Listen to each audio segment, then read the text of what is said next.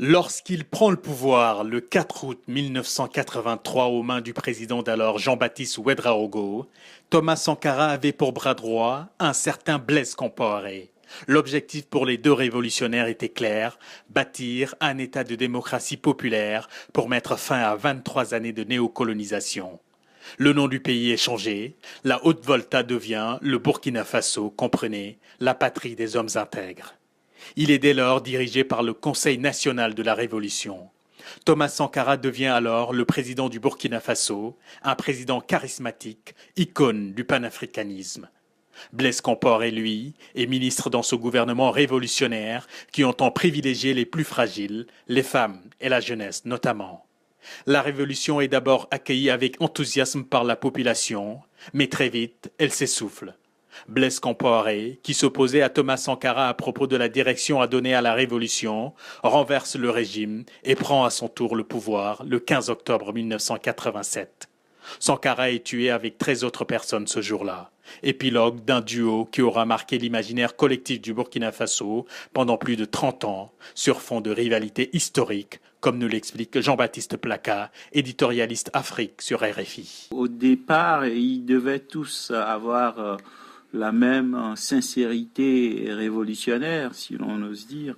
La réalité est que Thomas Sankara était dans le discours qui enflammait les foules et Blaise Compaoré était dans l'action et même un certain nombre de décisions, en tout cas annoncées par Thomas Sankara, étaient mises en œuvre par Blaise Compaoré.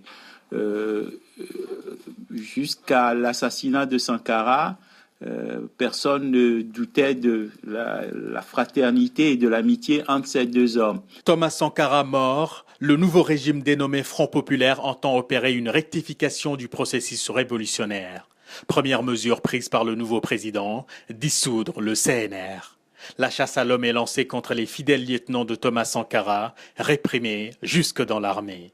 Le nouveau gouvernement renoue avec le système de chef traditionnel dont Sankara avait aboli les privilèges. La politique économique et sociale du pays se droitise, excite les plus fragiles, place aux hommes d'affaires qui seront les principaux bénéficiaires des privatisations d'entreprises d'État lancées au début des années 90. Alors à la question qui est responsable de la mort du président Sankara, Salif Diallo botte en touche. L'ex-ministre et ancien bras droit de Blaise Compaoré, passé dans l'opposition depuis maintenant 5 ans, appelle plutôt les historiens à s'emparer de la question.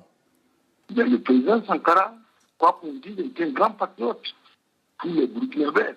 Même ceux qui étaient opposés à lui reconnaissent aujourd'hui que Thomas Sankara fut un grand patriote, un révolutionnaire. À ce niveau, il n'y a même pas de débat. Et nous disons qu'il a commis aussi des erreurs à un moment donné. Et ce qui a amené vraiment des affrontements de 87. Mais il faut se le dire, la révolution d'août 83 aussi a été menée sur des bases politiques idéologiques nébuleuses.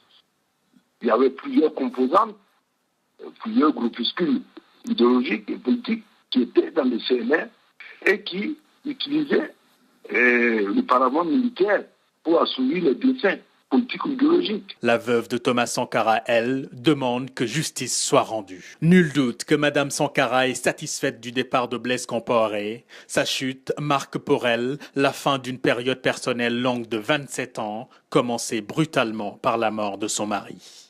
Accusé d'être le cerveau derrière la disparition tragique de son ami, Blaise Compaoré a toujours nié son implication dans ce meurtre. Il s'agit pour lui d'un accident. Jean-Baptiste Placa. Il y avait deux camps, le camp de Compaoré et celui de Sankara. Ils étaient à couteau tiré et en l'occurrence, c'est celui qui a tiré le premier qui a eu raison de l'autre. Le 15 octobre 87, je pense que Compaoré et les siens auraient pu être liquidés. Auquel cas, c'est Sankara qui aurait eu gain de cause. Et donc, voilà, les révolutionnaires se sont entretués et puis le survivant à gouverner. Preuve s'il en est que cette affaire est bien trouble. Les accusations font même état d'une intervention étrangère. Le Libérien Charles Taylor, voire même le président ivoirien de l'époque, Félix Houphouët-Boigny, sont pointés du doigt. Aujourd'hui, 27 ans après, le mystère sur la mort de Thomas Sankara reste entier.